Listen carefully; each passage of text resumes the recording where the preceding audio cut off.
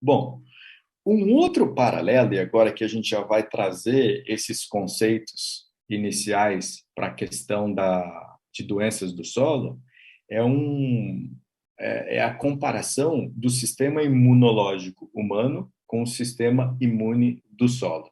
É uma comparação bem interessante, e o conceito que está por trás disso é o conceito de solos supressivos. Então, por definição, um solo supressivo é um solo que, embora esteja sendo cultivado com uma planta suscetível a determinado patógeno, embora o patógeno esteja presente no solo, a gente não vê a doença se manifestar em altos níveis. Veja o exemplo dessa foto que estou mostrando aqui, ó. Aqui a gente tem um solo com seedlings de beterraba, onde foi inoculado um patógeno de beterraba, Rhizoctonia solani.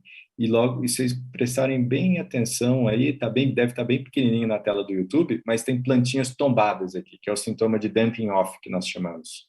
Né, o fungo lesiona a base do caule, seca ali, não tem transporte de água, a plantinha tomba e morre infectada pelo fungo.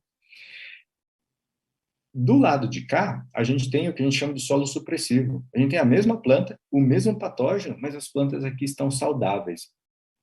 Já aqui já vou dizer uma primeira diferença que tem nesse solo, é a diversidade do microbioma do solo. Solos supressivos são caracterizados por uma maior diversidade de micro-organismos quando comparada com solos conducivos ou solos conducentes. Mas veja o padrão de como se manifesta esse fenômeno num campo, que é esse gráfico que a gente tem aqui embaixo. Com a entrada do patógeno no campo, que é cultivado em monocultivo, ano a ano, ciclo a ciclo, sem rotação de cultura, a mesma espécie, isso foi observado não só aqui para beterraba, mas também para trigo, para tomate, para linho e para diversas outras culturas.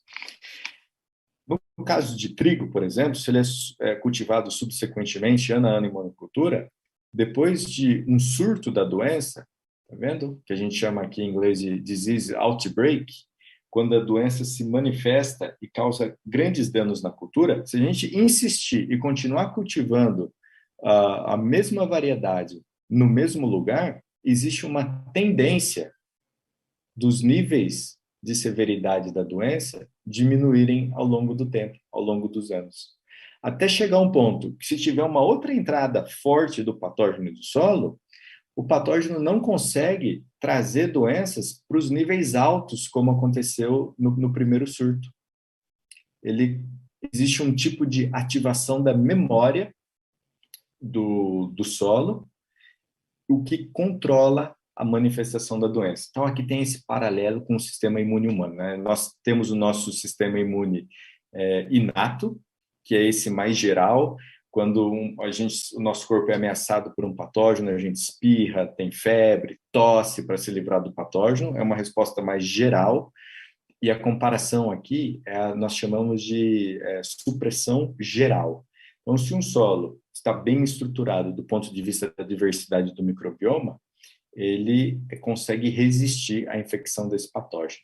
Mas no caso do solo ser mais conducente, ter uma baixa diversidade e permitir que o patógeno ganhe o jogo, ao longo dos anos ocorre, que tem aqui no item 3, um enriquecimento e ativação de taxa microbianos específicos que são supressivos ao patógeno. E isso constitui uma memória. Daí aí já não é a comparação com o nosso sistema inato de defesa, é uma comparação com o nosso sistema adaptativo, que é, por exemplo, como acontece com a vacina, né, do coronavírus, né? Dependendo da tecnologia da vacina, ela treina o nosso sistema imune para reconhecer a invasão pelo vírus. E quando o vírus invade o nosso corpo, o sistema imune já está armado. Então, no solo tem esse paralelo também. À medida que um solo se transforma de conducente para um solo supressivo, ele tem uma memória microbiana que, ao enfrentar a invasão por um patógeno, ele ativa essa memória e consegue segurar a invasão.